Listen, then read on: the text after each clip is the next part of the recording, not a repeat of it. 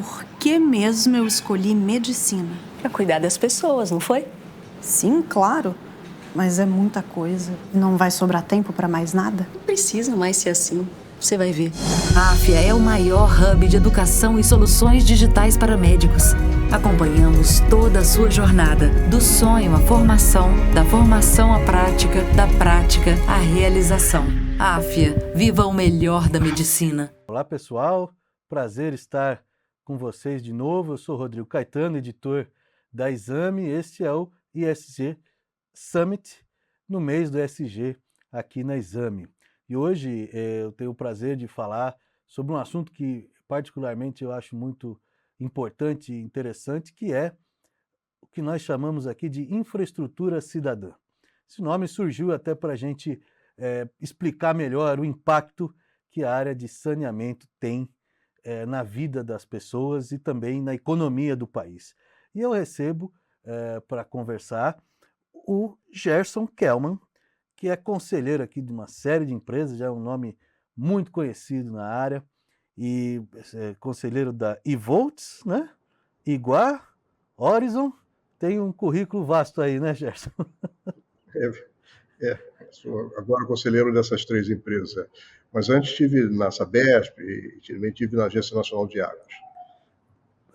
Aliás, muito reconhecido nas suas passagens por esses dois, né, por essas duas instituições. Você foi muito reconhecido pela sua capacidade, inclusive, de gestão, né, e também de inovação.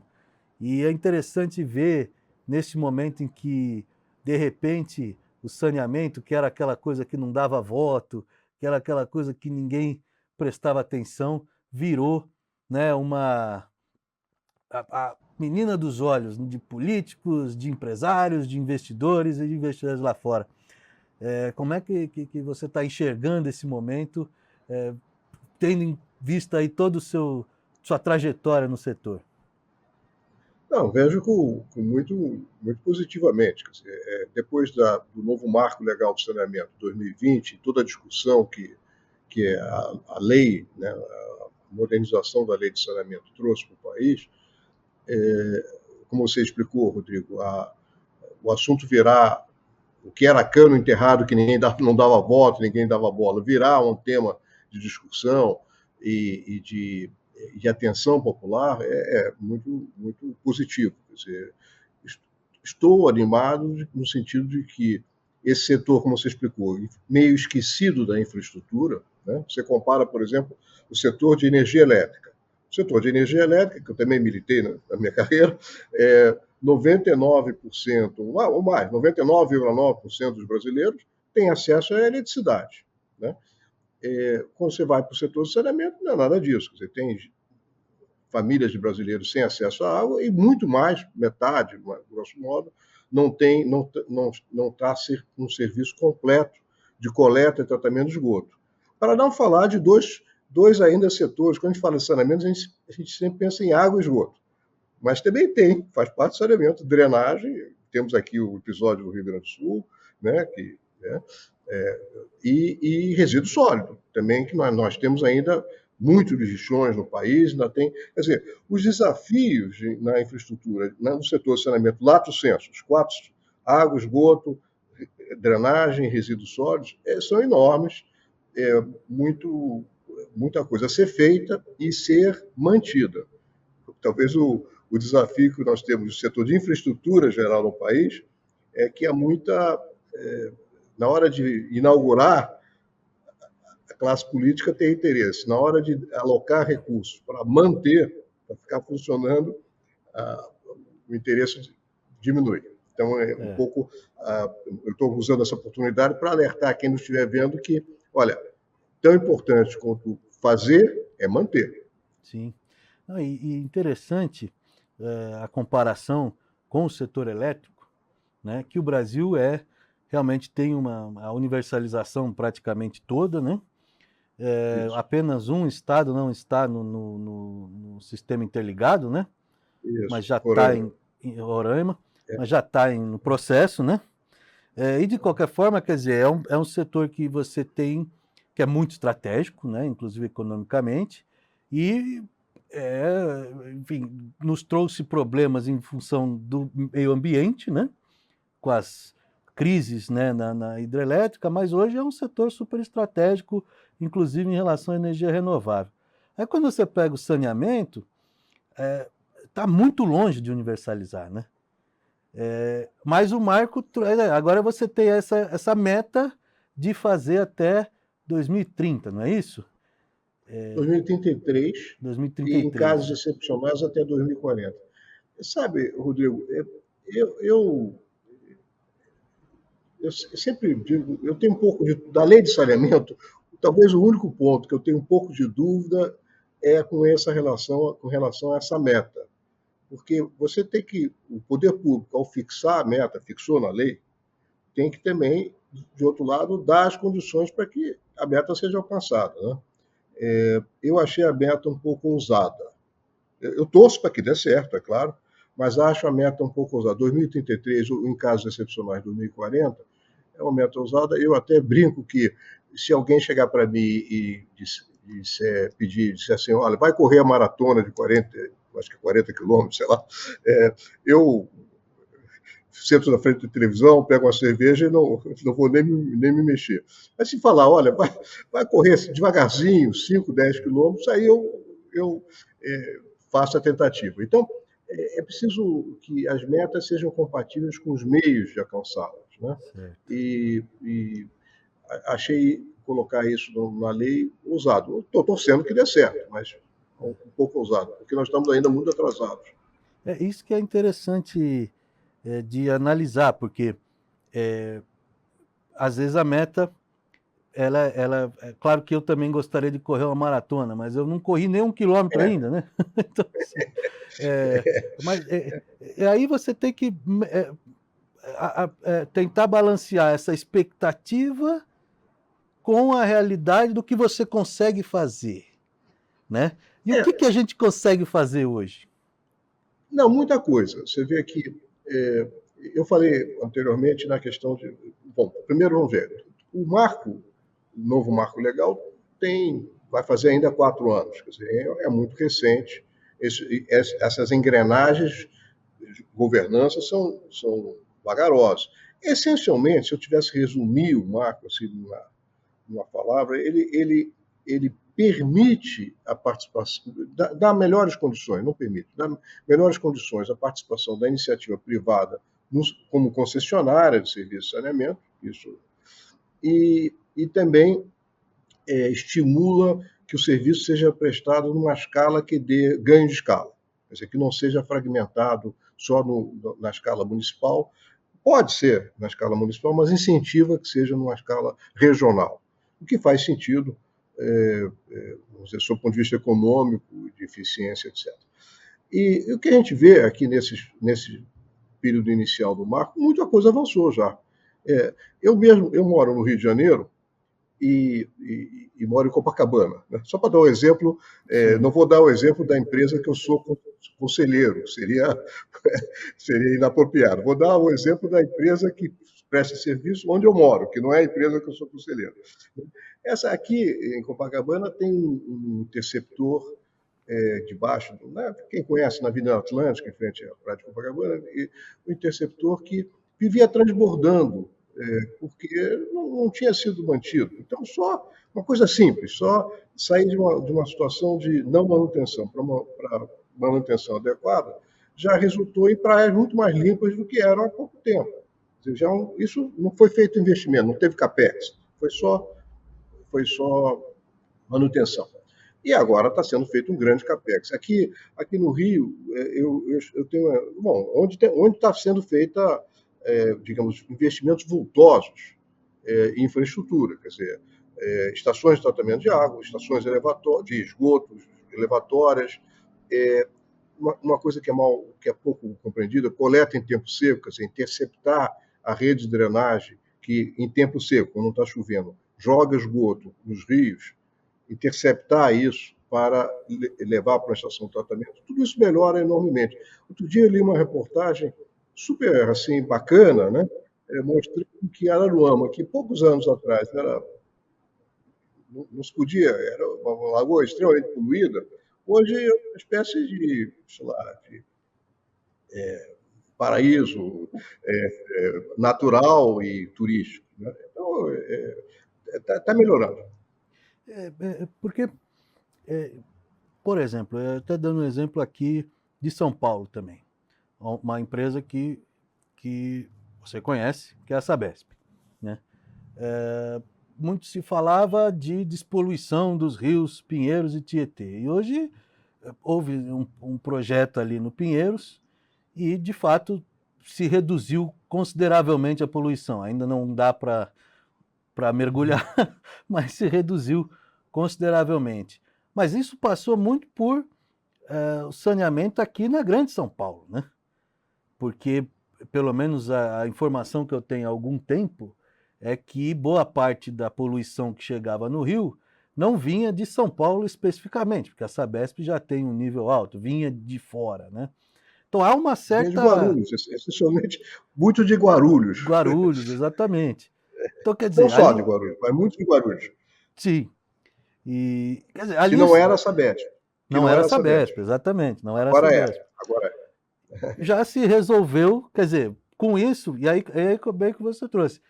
Poxa, despoluir um rio é só não jogar mais sujeira, né? Que a água vai indo, né? Mas, enfim, enxergar isso como algo sistêmico, talvez como a energia fez também, né? Que tem um sistema interligado, também não é uma necessidade para você resolver os problemas de saneamento? É exatamente isso. Quer dizer, a escala para você ver a questão de saneamento, tanto em termos de esgoto, quanto em termos de enchentes, a escala não é um município. Em conglomerados, tipo região metropolitana de São Paulo. A escala é a bacia hidrográfica. Por isso que o exemplo que você deu, quer dizer, não adiantava nada a Sabesp coletar e tratar do esgoto, grande parte, não todo, mas grande parte do esgoto de São Paulo, se, primeiro, nas áreas do próprio município de São Paulo, as invasões, enfim, as ocupações irregulares, não se tinha coleta de esgoto, durante muito tempo não se tinha coleta de esgoto porque até era ilegal você entrar com serviço público nessas comunidades. E depois, quando passou a ficar legal, não é fácil, porque você não tem arruamentos, você não tem ruas, não tem calçada, quer dizer, não é a coleta de esgoto nessas comunidades, não é um exercício de engenharia que você aprende no nível americano. Como é que projeta uma rede de esgoto? Não é assim. Não, né? Não é. Então, com frequência, você tem que fazer o que eu falava antes, que é a coleta em tempo seco. A drenagem, e isso também existe na Europa, não é só aqui não. A drenagem e o esgoto vão pela mesma, a água e chuva e o esgoto vão pela mesma via, e em algum momento você tem que interceptar isso e levar para a estação de tratamento de esgoto. Quando chove torrencialmente, aí não é mais viável, aí você há um overflow, há um vertimento.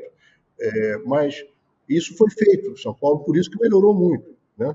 E é isso que também está sendo feito no Rio de Janeiro e vai melhorar muito os corpos hídricos. Os rios vão ficar menos poluídos.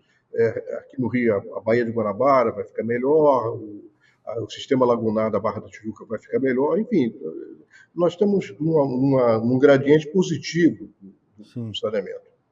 Mas aí vem aquele dilema primeiro, quer dizer, aí você tem uma meta para 2033, mas que algumas coisas não dependem só do investimento privado, né?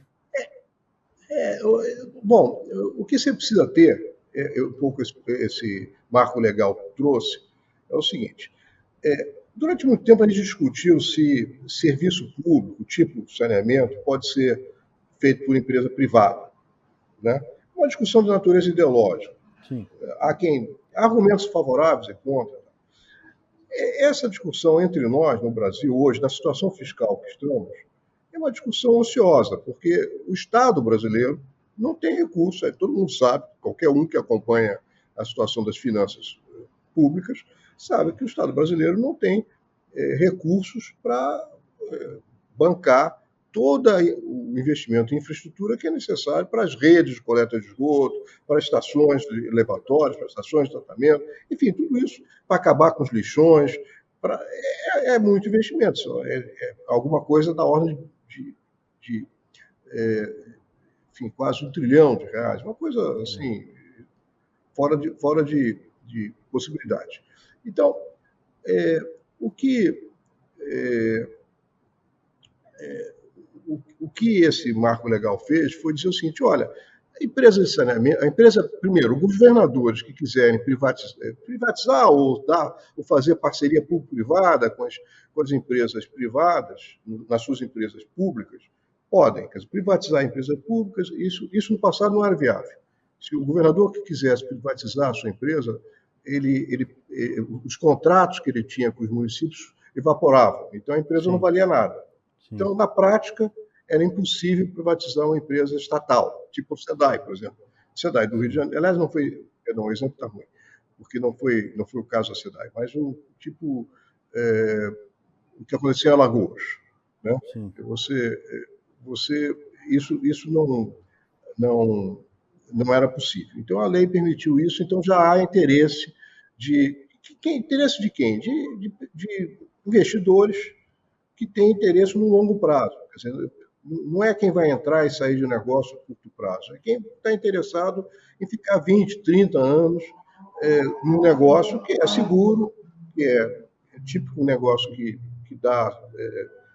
distribui dividendo, né, distribui lucro para a população e para os investidores, perdão, e que prestam serviço para a população. Quer dizer, não há mais recurso público, temos que recorrer aos privados, não é obrigatório, não precisa se privatizar, mas não é mais impossível que atrair a iniciativa privada. Então, o que precisa ser feito agora, para nós talvez atingirmos a meta de 2033, que todos nós queremos que sim. Um pouco que já está sendo feito. Por exemplo, a Agência Nacional de Águas tem a responsabilidade de dar normas gerais para a regulação. Isso é o coração. Você tem que ter, quer dizer, o investimento em infraestrutura. Se dá qualquer coisa errada, se o governante de plantão muda de ideia e quer congelar a tarifa, se tiver esse tipo de coisa, esse tipo de risco de natureza regulatória e jurídica, afasta investidores, porque se der uma zebra qualquer, o investidor não vai conseguir botar os canos nas costas e levar para o seu país. Não tem o que fazer. Ele pode ser expropriado facilmente, se não tiver segurança jurídica e regulatória. Então, o que nós precisamos fazer para atrair o capital, que nós não temos, e não é só capital, é também uma maneira produtiva de fazer as coisas. Quer dizer, nós temos que aumentar a produtividade, né? Não empresas como Sabesp, que já são produtivas, mas na grande maioria das empresas brasileiras não são muito produtivas e precisam aumentar a produtividade. Bom, então a única maneira que tem de atrair esses investidores é com regras claras e estáveis. E para isso, a Lei 14.026, que é a Lei de Saneamento, ela atribuiu à Agência Nacional de Águas a obrigação de dar regras gerais para a regulação. Bom, o que significa isso? Que a ANA, a Agência Nacional de Águas, é ela que vai dizer qual é a tarifa? Não, a ANA não tem essa responsabilidade, ou essa autoridade. Quem tem essa autoridade são as agências reguladoras na escala local, como a agência estadual, no caso de São Paulo seria a ARCEF, né? Ou mesmo, em alguns casos, até municipal. Bom, o que nós precisamos para ter num país um ambiente estável? Um ambiente em que a regulação econômica, feita por esses agentes reguladores estaduais, municipais, siga as regras gerais que a ANA está produzindo e sejam agências respeitáveis. É fundamental, isso as pessoas não percebem, mas é fundamental que as agências reguladoras sejam respeitadas. O que significa respeitar? Que os técnicos sejam, vamos dizer, técnicos competentes, bem remunerados, escolhidos, vamos dizer, por concursos públicos bem feitos. E que os dirigentes dessas agências sejam também pessoas que entendam do assunto, regulação econômica, regulação técnica, etc. Não pode ser o sobrinho do prefeito, do governador. Então, o sucesso parece que é incrível, mas às vezes o sucesso de uma coisa tão importante, que é levar saneamento a toda a população brasileira, depende de uma governança que é pouco vista, que é essa governança associada à regulação.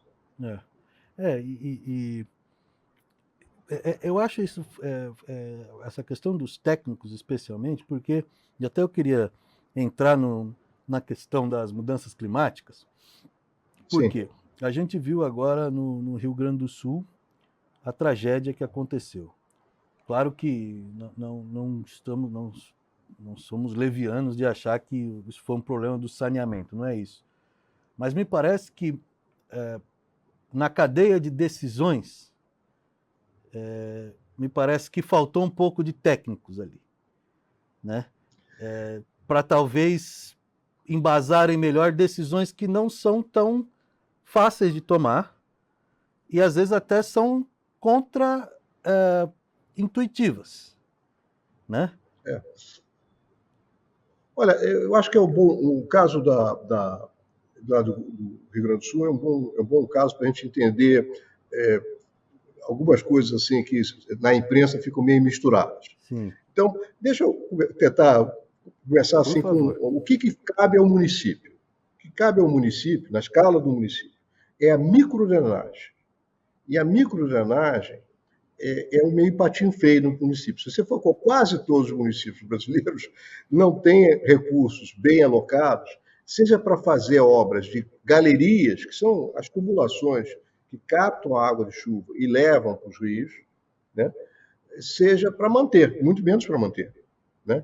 Então, algumas enchentes, não é o caso do Rio Grande do Sul, mas algumas enchentes urbanas têm origem numa microdrenagem mal concebida ou mal mantida, associada ao problema de coleta de lixo mal feita, porque o lixo não coletado, ele é carreado para as galerias e entopem, e aí você tem... Então, lixo mal coletado, mais galerias, microdrenagem mal feita e mal mantida, é a origem da maior parte dos enchentes na escala urbana, né? Uma ideia seria você, vamos dizer, aplicar para o problema de drenagem a mesma coisa que se aplica na água e no esgoto, quer dizer, permitir que haja uma concessionária.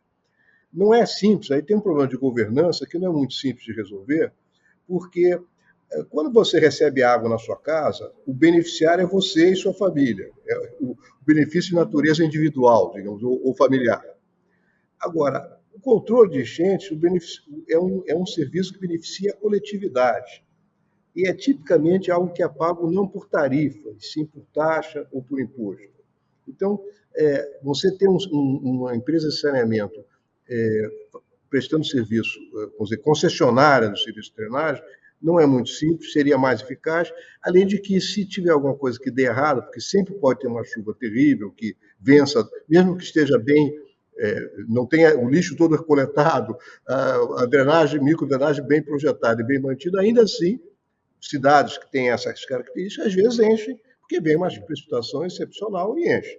Então, nesses casos, a concessionária poderia ter que pagar indenizações e coisas assim. Então, é uma área pouco ainda resolvida, porque o poder público, em geral, faz mal e não consegue conceder para a iniciativa privada por essas complicações que eu estou enunciando. Um problema que ainda merece uma melhoria de governança. Bom, isso na escala municipal. Agora vamos ao que aconteceu lá no Rio Grande do Sul. Não foi isso. No Rio Grande do Sul, você teve um problema na escala não municipal, e sim da bacia hidrográfica. E na escala da bacia hidrográfica, ou seja, conjunto de municípios, né? Choveu longe de Porto Alegre, e o que inundou Porto Alegre, quer dizer, choveu em Porto Alegre também, mas o que inundou Porto Alegre não foi só a chuva que caiu em Porto Alegre, foi que caiu em toda a bacia hidrográfica, que convergiu. Porto Alegre fica na espécie do bico de um funil, né? São várias, uma bacia, drenagem, KL, e aí eu faço uma referência um pouco ao que você falou antes das barragens, das usinas hidrelétricas. Uhum. Nos últimos tempos, nos últimos talvez 15, 20 anos, no Brasil praticamente não se construiu mais usina hidrelétrica com reservatório. Porque isso, quer dizer, quando você faz com reservatório, você faz uma barragem mais alta, inunda uma área maior, tem um impacto local maior, que é negativo, Sim. mas, em compensação, pode prestar serviços de outros tipos de serviços, que não só a produção de energia elétrica, que não está prestando hoje, porque hoje as usinas hidrelétricas são construídas, como se diz, a fio d'água, quer dizer, elas não variam quase o nível, né? Se elas pudessem variar o nível, como são as mais antigas, são as usinas com reservatório, as usinas com reservatório, elas servem para não ficar completamente cheias na época que se espera as enchentes, ou tem um alerta meteorológico, você esvazia um pouco, e aí o que acontece? Aquele excesso de água, em vez de inundar a população rio abaixo, ela fica retida no lago e não causa enchente, né? Não causa prejuízos, quer dizer, ela fica numa área que já foi prevista para isso. Nós não temos isso na bacia lá do Guaíba, que são vários rios. As usinas que foram construídas depois, nesse século já, nos últimos 25 anos, são todas a fio d'água, quer dizer, não tem reservatórios. Poderia ser melhor se tivesse. Então, eu acho que, do ponto de vista de interesse público, tal, essa aversão a usinas com reservatórios, usinas hidrelétricas com reservatórios, ou não precisa nem ser hidrelétrica, barragens que têm para amortecer cheias, como se faz em vários países, e como a humanidade faz há 5.000 anos.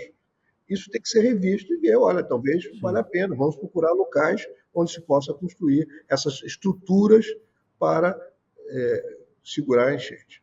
Bom, além disso, né, você tem outros tipos de estruturas, como tem em Porto Alegre. Porto Alegre tem uma estrutura para isso, chama-se polder, é igual a Holanda. Como é que funciona o polder? Igualzinho a Holanda, como é que é? Você tem um muro ou uma barragem longitudinal, por exemplo, paralelo ao rio, que separa o rio da cidade. Então, o que acontece quando chove muito, ou quando a vazão, quando o nível do rio está muito alto, o rio não transborda para a cidade, que tem um muro de contenção, mas, em compensação, o que está chovendo dentro da cidade essa água tem que sair, senão inunda a cidade, a chuva que está caindo na cidade. Então, você tem que ter bombas que joguem a água que está caindo na cidade para dentro do rio, numa cota mais alta. O nível da água vai ficar mais alto que o nível da cidade. O polder de Porto Alegre foi feito para isso. Agora, foi feito para isso lá na década de 70, na sequência da enchente de 1941. Né? O DNOS, um órgão que controlava esse tipo, fazia obras desse tipo de controle de enchentes, e fazia obras bem feitas, ele foi extinto na administração Collor. E não deixou praticamente nada relevante no lugar para substituir isso. E as administrações municipais também não fizeram, depois de décadas sem ver a utilidade do muro. Lá em Porto Alegre, inclusive, tinha vários movimentos pela derrubada do dique, né? Quer dizer, teria sido ainda pior. Mas, enfim. Então, o que temos que lamentar, no caso de Porto Alegre, não no Taquari, é diferente, mas no caso de Porto Alegre, foi que perdeu-se de vista a necessidade de manutenção da infraestrutura construída muito tempo atrás. Bom, tudo isso que eu estou dizendo não se choca com o conceito moderno que se tem de construir áreas para não edificantes, quer dizer, áreas que não se pode construir, as tais cidades esponja, quer dizer, as áreas onde a água infiltra. Mas é ilusório imaginar que, nas condições de precipitação que ocorreram lá no Rio Grande do Sul, apenas soluções tipo cidade esponja, ou, enfim, soluções naturais, seriam capazes de evitar a tragédia que ocorreu. Porque, vamos dizer, essas soluções, digamos, naturais, elas resistem a cerca de 30, 50 milímetros de chuva inicial. Depois ela satura e não dá mais. E o que choveu lá é muito mais do que isso. Então, mesmo que Porto Alegre e todas as cidades totalmente cidade esponja, teria havido transbordamento tão feroz como quase que acabou, como foi visto. Que é essa ideia de soluções baseadas na natureza, que eu particularmente acho fantástico. Sim. Mas também eu achei muito interessante que você trouxe, quer dizer, há 5.000 anos que a humanidade faz isso. De fato, se for ver os romanos, o saneamento lá dos romanos já tinha todas essas ideias, né? E me parece apenas que talvez a gente, apenas não, né? Mas uma das coisas importantes talvez é rever essa mentalidade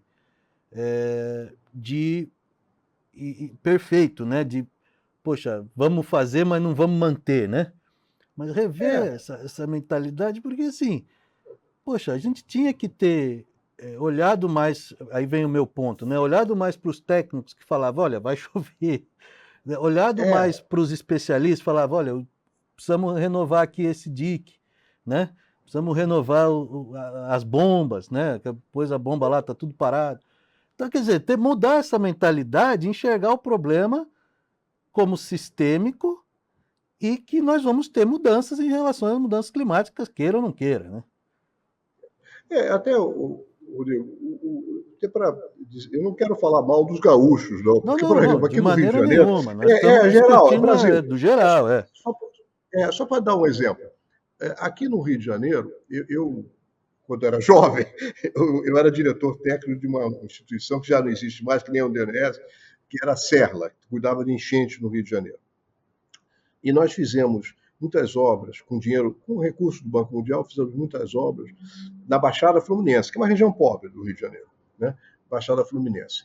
E uma das soluções que demos era uma área também não edificante, quer dizer, era uma área que seria uma espécie de pulmão, quer dizer, uma solução natural, que nem essa das cidades-esponjas, o mesmo conceito. Você deixa que o rio se alargue quando tem uma grande enchente e ele ocupe uma área sem causar prejuízo às pessoas. Então, era uma área que não podia ser não podia ser ocupada, podia ser campo de futebol, tal, uso não edificante. Bom, não demorou, em poucos anos estava tudo invadido. Quer dizer, eu sou um pouco cético quanto à capacidade que nós temos de, dado o nosso nível de desenvolvimento econômico, a pobreza que nós temos. O país é muito pobre, a maior parte da população é muito pobre. É muito difícil você sabe o que tem que ser feito. Você não pode deixar a população ocupar áreas de risco, áreas de encosta, áreas de beira de rio, onde o rio vai transbordar.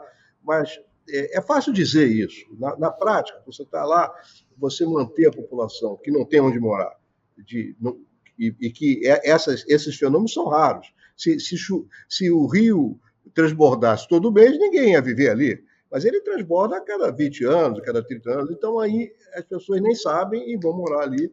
E aí acontecem essas tragédias todas.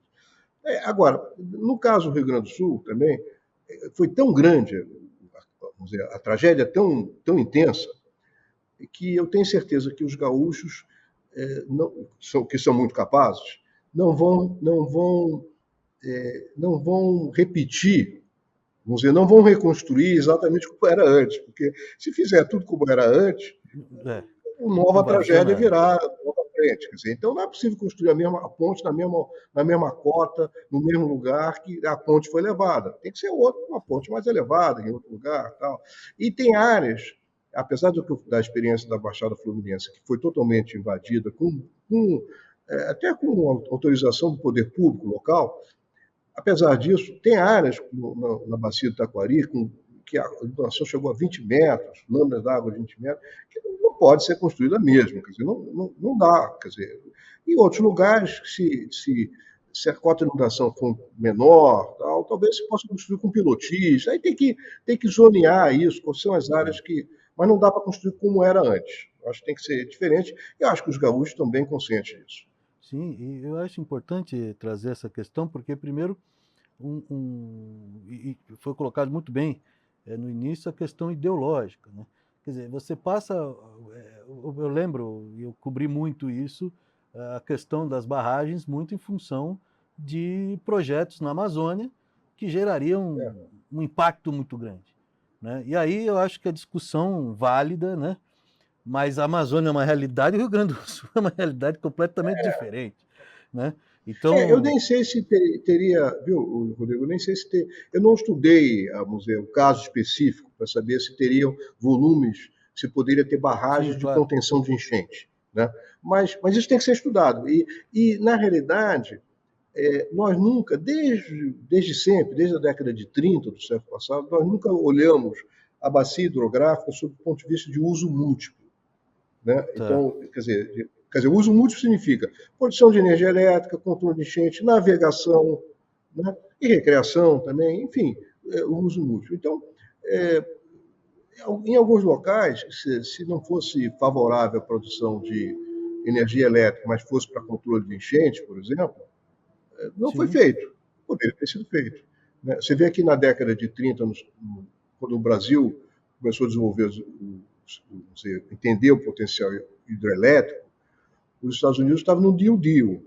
E o Roosevelt lá criou o Tennessee Valley Authority, que é a autoridade de bacia do Vale do Tennessee, cujo objetivo primeiro foi controle de enchentes. Depois, bom, então vamos fazer também produção de energia elétrica, vamos fazer navegação. Tal. Na China, a maior hidrelétrica do mundo, o principal objetivo dela é controle de enchente, Three Gorges, né, Três Gargantas, produção de energia elétrica. Mas nós ficamos falando de cheia, o assunto era saneamento.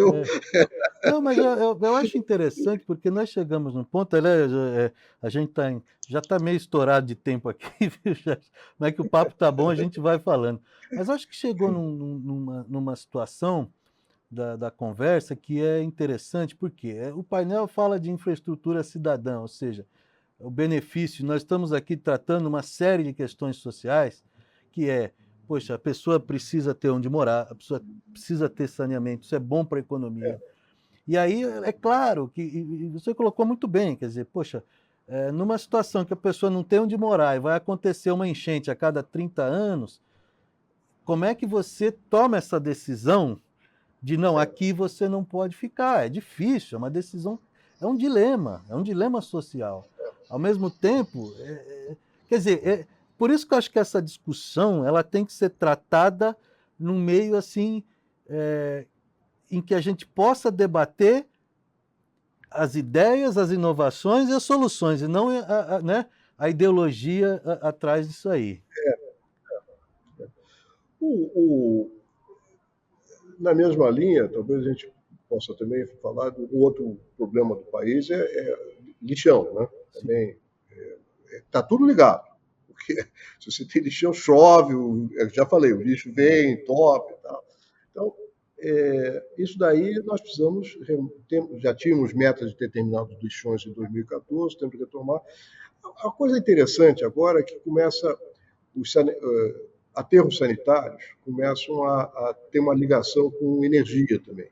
Sim. Então, do aterro sanitário sai biogás, que pode mover motores para a produção de energia elétrica, ou sai biometano, que substitui o gás natural e pode ser colocado nos gasodutos. Tal. Então, nós estamos, de certa maneira, nos modernizando, fazendo o que os americanos chamam de salto do sapo, né? Leapfrog, quer dizer, nós vamos eventualmente sair de uma situação muito atrasada para uma situação bem mais moderna, associando essas coisas, quer dizer, de dar um destino adequado ao resíduo sólido e, ao mesmo tempo, ter uma ligação com a produção de energia. E eu acho que isso também vamos progredir nesse campo. O Ceará, inclusive, já tem um projeto que acho que 15% do gás lá já vem de um aterro, né? É um projeto muito interessante que eu tive no Ceará. Tem vários, muito, muito bom. Eu tive aqui também em Campinas, tem da Horizon, muito bom o projeto lá. Bom, agora eu estou conflitado porque eu sou conselheiro da Horizon. Mas eu posso dizer que eu sou jornalista, fui lá e achei o projeto sensacional, inclusive com grande capacidade de produzir fertilizantes, né? Olha só, você está aí com biometano lixo, também. Biometano. Muito legal. Então, isso, eu estou otimista com esse progresso. Eu acho que dos 4 ramos do saneamento, o que, vamos dizer, de forma regulatória, de governança, é o mais difícil, é a microdrenagem na escala municipal. Esse que nós não temos ainda, não temos uma solução que diga, bom, agora ou o município vai funcionar melhor, quer dizer, o poder público diretamente vai funcionar melhor, seja lá de que maneira, talvez com comitês de bairro, sei lá, o poder, vamos dizer, a sociedade melhor fiscalizando a manutenção dos ativos desse serviço, ou achar uma maneira vamos dizer, de conceder para a iniciativa privada com prêmios e punições se o serviço não for bem executado. Tal. Então, isso que está ainda mal equacionado, quer dizer, teoricamente não, teoricamente é uma obrigação da municipalidade de fazer, mas o elo fraco da nossa federação, né, o município é um ente federado também, que nem o Estado, que nem a União, o elo fraco é o município, que não tem, em geral, recursos para fazer o que a Constituição lhe atribui. Né? Sim. Enfim, infelizmente nós estamos chegando aqui ao fim do painel, foi realmente uma conversa muito esclarecedora e eu sou um otimista, né, por natureza, apesar de ser jornalista, né, o jornalista é um pessimista, mas eu gosto de ser otimista. Mas eu acho que a gente está avançando bastante aí na questão do saneamento e temos bons exemplos aqui em São Paulo, temos bons exemplos também em outros estados, eu vi lá esse projeto do Ceará, é muito bom, também, enfim, acho que dá para a gente seguir e ser confiante que se não atingirmos a meta, vamos chegar perto e vai melhorar muito para a população. Muito. O marco de 2020 é um divisor de águas, literalmente, e nós vamos certamente melhorar. Apesar do meu pessimismo quanto à data de 2033, não tenho dúvida que nós vamos progredir muito com a participação da iniciativa privada. Isso é importante. Aceitando a participação da iniciativa privada. Legal, muito obrigado, Gerson, foi um prazer. Foi um prazer mesmo. Encerrando esse painel, mas ainda tem mais conteúdo aí do nosso mês do ESG, então fique ligado e até a próxima.